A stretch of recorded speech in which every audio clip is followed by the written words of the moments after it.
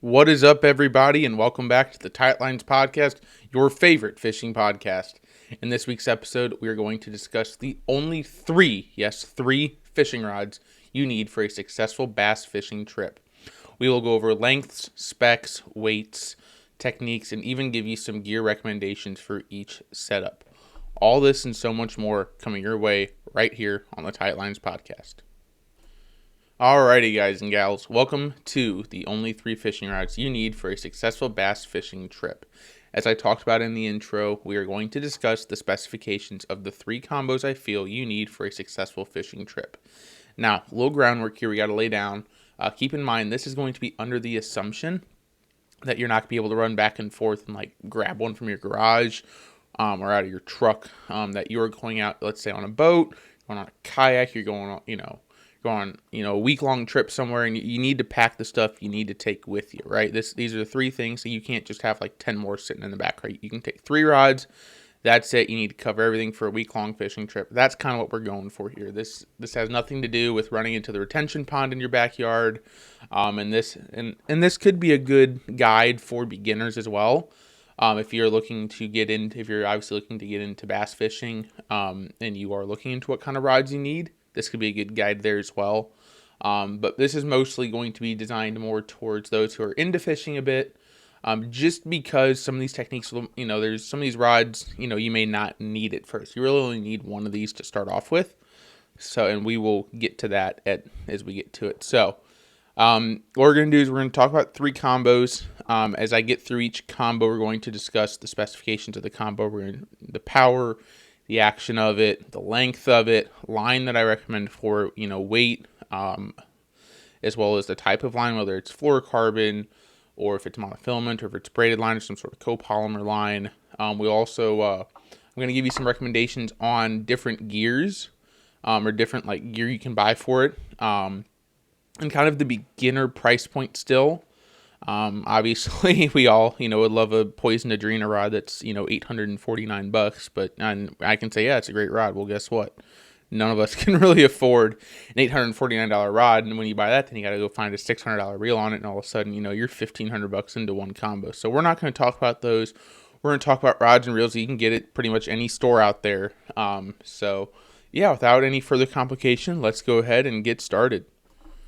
Alrighty, guys, so we're going to go in order of what I think is most important to least important. So, starting with the first combo today is going to be your all-around combo. This is going to come in the form of a bait casting combo, so if that's not something you are comfortable with throwing yet, if you're a spin cast or a spinning reel guy, that's totally fine. I would go ahead and pick up bait casting combo and start learning one. They're a great tool to have, and you'll see why. So this combo will be used for the majority of your fishing techniques. It's going to cover a ton of stuff, and we'll talk about that in just a minute.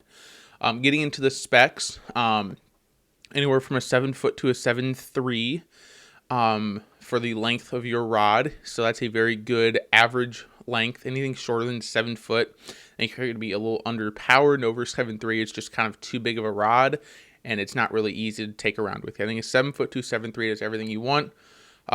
Power-wise, you're going to want medium-heavy to a heavy rod, depending on what brand you're getting.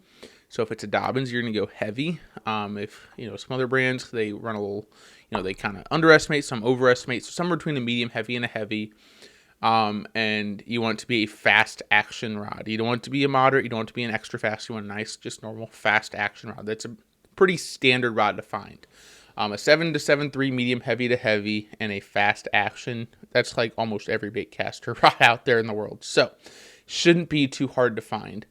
The rod should be rated for about a 1/4 ounce to an ounce. If you can get a 1/2 ounce to a 1.5 ounce rod, that is fine as well. I don't know how much you're really going to need to be throwing 1.5 ounce sized baits for the majority of your techniques. The only time you're getting that heavy is when you're starting to get into like a coal shad or a final copy, maybe like a 9-inch Nessie, and then some small glide baits and stuff like that. But this isn't really going to be like your glide bait rod. The big swim bait bros in the glide bait community typically have their own really high-end rods for that, and that's not what this is for. So anywhere from about a 1/4 ounce to a 1.5 ounce is good. Most of the stuff you're going to be throwing is probably 3/8 to 3/4 of an ounce, maybe up to a 7/8 ounce. So anywhere in that's fine.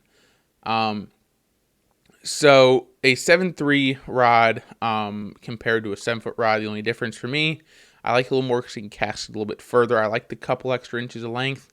I'm a big guy. I'm 6'3", so I feel like a 7-foot's fine, but I wouldn't want to go underneath. It's too small. But I like a 7.3 personally. If you know you're going to be like in some tight situations, when you're going fishing with very limited ability to cast and have not much space, then go down to a 7-foot.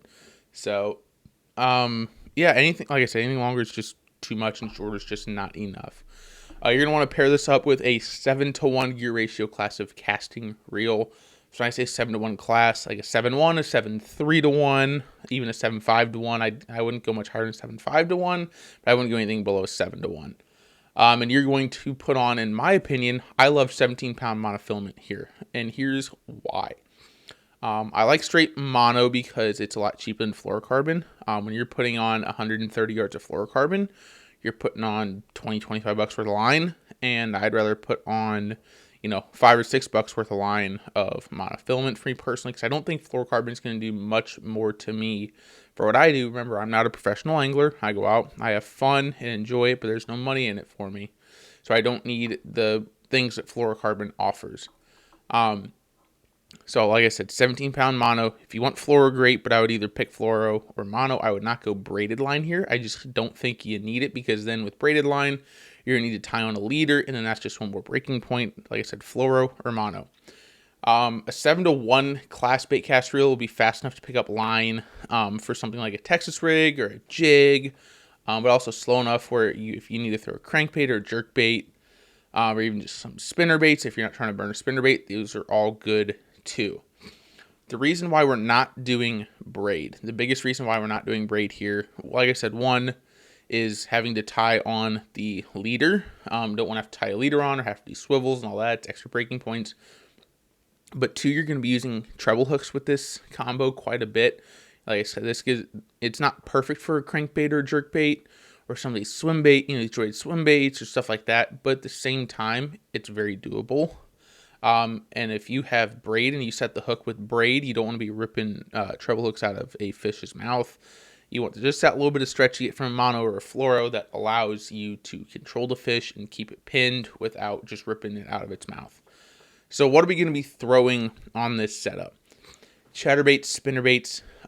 When I say bigger Texas rigs, I'm talking, normal size Senkos up to like the big lunker logs from like a Guggen, or some like the real big like 11-inch worms. We're going to be throwing swim jigs on here, crankbaits, regular jigs, jerk baits, swim baits, pretty much almost everything you would normally throw, except for the super light and top water.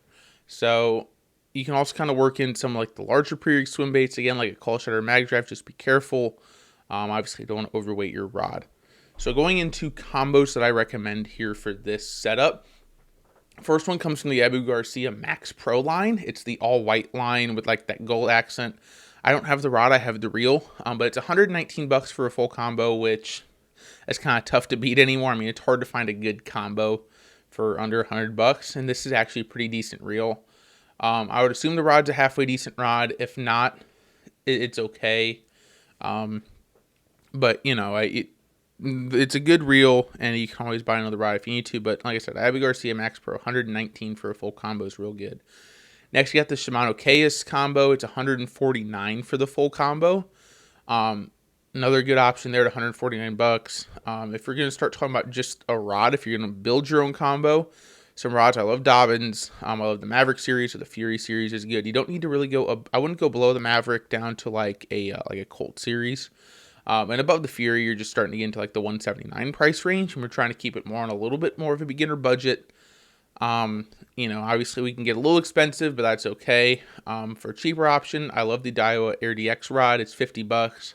It's a great rod. It's everything I need to do with those. A 1/2 ounce to 1.5 ounce rod, or lure on it, sorry, and it casts perfectly fine. It's a 7-foot, and it looks real good. If you're looking for just a reel to match with those rods, the Daiwa Tatula CT is on sale now because last week at iCast they announced the new Daiwa Tatula X, I believe is what it was. So they're now $100 instead of $150. The Shimano SLX XT at $129 is a great option. The new Daiwa Air D I've heard is going to be really good at $99, as well as the Bass Pro Shops Pro Qualifier at $99. These are all great options in the entry-level budget. Some are aluminum, some are graphite, so whichever one you want. I don't think aluminum or graphite is horribly important in this scenario. I like aluminum more than graphite, but, graphite's a little bit lighter weight sometimes. It might be a little more comfortable. It's just whatever you like. But they all work really well and have a good track record minus the Air D80, which is a new reel, so we're not 100% sure on how that's going to hold up over time. But overall, it ought to be a pretty good combo. So like I said, the first one that we're looking at is a 7-foot to 7.3 medium heavy to heavy fast action casting combo. Alrighty, you guys. So the first combo we just covered helps us on the grand majority of baits we're going to throw. So obviously the other two are going to be a little more specific. So the second combo I'm going to recommend to you is going to go on the underside. So for ranking 1, 2, and 3, based on 1 being the lightest and 3 being the heaviest, this is going to be the number 1, right? The other one was number 2, right in the middle. So this is going to go underneath and throw the lighter side. So if you know anything about me, I don't like BFS. Not a BFS guy, so for lighter, I'm going to recommend a spinning combo. And this is going to be the second combo I would buy if I were you guys, and I'll tell you why. So I'm going to recommend a 7-foot medium power fast action spinning combo. This rod, like I said, medium power, fast action. I wouldn't go medium heavy. I wouldn't go medium light. I'd go medium, and I'd make sure to get a fast action, so a nice sensitive tip on it. And it should be paired with between like a 2,000 and a 3,000 sized reel, depending on how big you are and your level of comfort. I think I run a 2,500 sized reel on mine. And then I like a 10-pound braided line on this, funny enough. I'm not a monofilament guy on here. I think braid helps reduce the wind knots quite a bit just due to the low line memory. The rod should be weighted to throw probably between a 1/8 ounce and a 1/2 ounce lure. You don't really need to go lighter than 1/8 ounce, because if you're going real light like that, then you're starting to go down to like ultralight stuff, and this isn't meant to be an ultralight setup. This is meant to throw stuff like Ned rigs and small poppers and flukes and trickworms and craws, and weightless Texas rigs and blade baits and inline spinners, all sorts of stuff like that. So we're not going super micro finesse here. We are just going to throw the grand majority of like pretty much a lot of soft plastics and like very small top water poppers, and then some small inline spinners as well. So why the braided line? So braided line for me in this situation, 1, like I said, reduces wind knots, but 2, you're having a little bit what's deemed as a mushier rod, I would say. And when I say mushier, it's not going to have quite the oomph on a hook set as your first combo will or your last combo. So you need something that's not going to give. So if your rod's going to give on the hook set, you need a line that's not going to, so you can still get that hook up through the fish's mouth, and you can pull that fish in. So it's good for hook sets, also for when you're fighting the fish. Again, if it's going to be peeling a little bit of drag on you, because you're going to have a little bit lower drag on this, you're going to do a casting combo.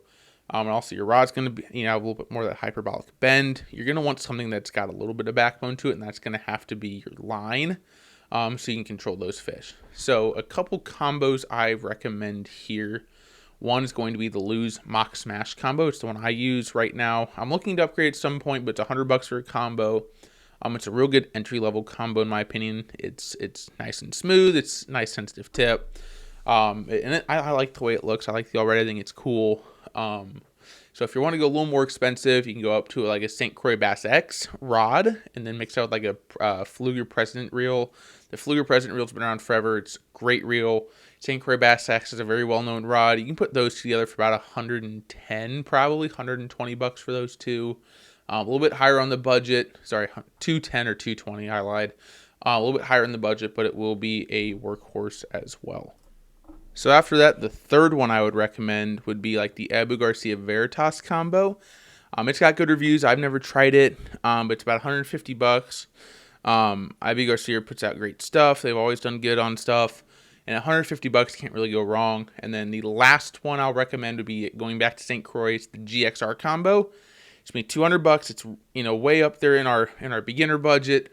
but this is one that will probably last you for a long time, and that's probably one I'm looking at upgrading to at some point soon. Would be the GXR combo. So yeah, those are the four recommendations I have for the second reel, or the second combo we're going to look at today, which is the 7-foot medium fast spinning combo. All right, moving on to our final combo today. All right, so the last combo we're going to talk about today, and again, it's the third one in order that I would buy. These are all in order. So the first one was our workhorse. Second one was that spinning combo that's underneath the first one in weight of lure we're throwing and the size that we're talking about. So the third one, obviously, we have to step up. And this last one is going to be another casting combo, and this is going to be quite the opposite of what we just talked about. This is going to be a high-speed, absolute broomstick, heavy-hitting fishing combo. This is going to be a 7.3 to 7.6, heavier mag, heavy power, and then either fast or extra fast action. Again, it's going to be a casting rod. This is going to pair with a high-speed reel. This is going to be an 8-to-1 or faster reel, which is ideally going to be aluminum.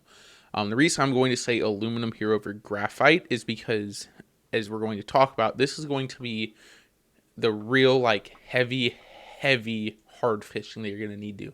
It's going to be big, hard hook sets. It's going to be horsing fish out of deep coverage. Be working around trees. You're going to need strong. And you want something that's not going to flex with hook sets, not going to flex when horsing fish. And that's where aluminum comes into play, in my opinion. I think graphite has its place. But here, I think something like the aluminum reel is good. And this is probably the combo that you can spend a little more money on. Just for this whole fact of, even though you may not use it as much, this one's going to be a workhorse for you. It's really going to work hard. And you don't want it to fail on you on your big hook sets and when you're dragging through heavy coverage. And since it's not going to be used nearly as much as the other combos, it's going to last you a lot longer. So it's okay to spend a little bit more money here. So you got 7.3 to 7.6, heavier mag, heavy power, the fast or extra fast action on an 8-to-1 or faster reel. So 8-to-1, 9-to-1 range, somewhere in there is fine. And you're going to put on 50-pound or heavier braided line. I normally run about 60 on this. I might even run 65. I don't quite remember, but 50 will be more than sufficient as well. So what are you going to throw on this rod? On this rod, you're going to have stuff like frogs. You're going to have buzz baits. You're going to have flipping jigs, pitching jigs for real heavy cover, as well as the rest of your top water. And then you can even talk about throwing stuff like real heavy swim baits on this, just because, especially if it's like a single hook, not a, if it's like a real big, they don't have a ton of these, they're not common to find, but almost like big musky gear even, you almost use this as a musky combo, or a pike combo, so keep that in mind if you like to multi-species fish like I do. So yeah, that's why you want heavy braid and big, heavy everything. This is not going to throw light baits. It's actually probably going to be able to throw, frogs aren't super heavy, so it can throw your normal frogs. It should be rated from about a ½ ounce to an ounce and a half, or even up to a 2-ounce rod is fine. You're not going to be throwing overly heavy baits with this usually. You just want to have the weight to horse fish. So yeah, let's see. What we're talking about here is that, while obviously we talked about the first casting combo, right? And it could do this, right? In theory, it's imperfect, but could it throw a frog or a buzzbait? Sure, it could, but it's not going to do it well. You don't want big, heavy hook sets on 17-pound mono for a frog, right? When you're frog fishing, if you don't know, you see the fish blow up on your frog. You go, here we go. You say that in your head, or you count to 3, and then as you're counting 3, you're reeling that line in to get it to tight, and you are hook setting that fish out of the water. I mean, you are going to absolutely toast that fish, and that's what's fun, and that's why it needs to be a broomstick, because you are going to be just obliterating this fish. So you need extra fast reels so you can get that line picked up, even especially for when you're jigging too. You need to pick up that line when you're jigging, but you also need a broomstick of a rod to really help you get that hook through. What's good about this rod is I'm never worried about where my bait goes on a combo like this, because I know if it gets stuck, I can pull it out. A good example of this, I was fishing a couple weeks ago, and I was trying to flip top water up underneath some overhanging brush, and I threw it up into the trees, and I had it stuck on a branch, and I literally just pulled the branch off the tree. That's how heavy of a combo this is going to be. It's going to be an absolute workhorse. So a couple options I'm going to recommend to you guys. One's the Dobyns MK735C. It's a 7.3 mag heavy extra fast casting rod with the Shimano SLX XT and an 8.2-to-1. That's the combo I use for this combo. It costs about $220 altogether, 100 for the rod, 230, and then 129 for the reel. So $230 combo, but it's great. Next one you can look at would be the Johnny Morris Carbon Light rod. It's a 7.4 heavy fast. It's gonna be $130 with a Pro Signature Series reel, which is gonna be about $200. So you're looking at a little bit higher up in the price range, but again, it's one of those where I would spend the money on this because you want something that's going to really be strong, because you are going to be putting a lot of weight into this rod. So that is our third and final combo. So let's go back through them real quick. We're going to go from first that I would recommend that you buy to the last. So the first one, again, that 7-foot to 7.3 medium heavy to heavy rod with a fast action.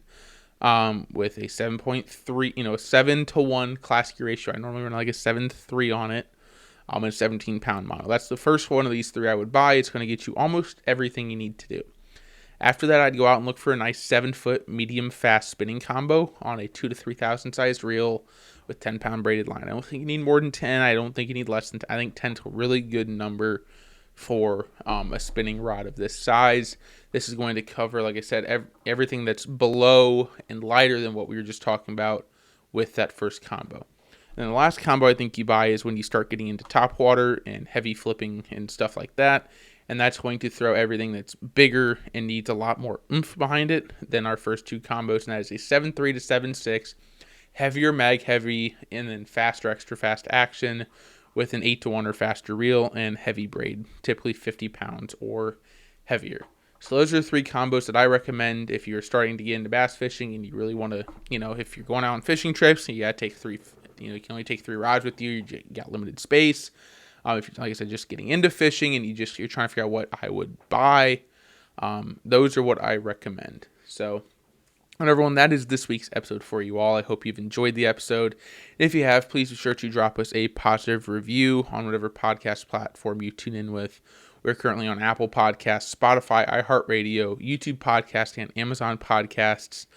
Just search the Tightlines Podcast, and if you did, that means you found this, so I'm glad you guys are here and listening to it. Also, please be sure to check out my Instagram and YouTube. Both are Tyler Placke Fishing. If you're listening to this on YouTube, you're already on my channel. Just go ahead and click on the channel, drop a sub there. It would be great. Go ahead and follow me on Instagram as well. I'd love to talk to you guys. You guys can always DM me suggestions for the show, topics you want to talk about, questions for the tackle box, or you guys can just reach out and chat with me. We can talk fishing. I love talking fishing. So thank you guys so much for listening every week and dedicating your time to this show. I really do appreciate you guys. You guys dropping follows to the show. You guys leaving positive reviews, sharing it with your friends. This is a ton of fun to put this show on for you guys. It is also a decent amount of work, so hopefully you guys are enjoying it. So yeah, your guys' support means a ton to me, and I really do appreciate it. So until next time, you guys, tight lines, y'all.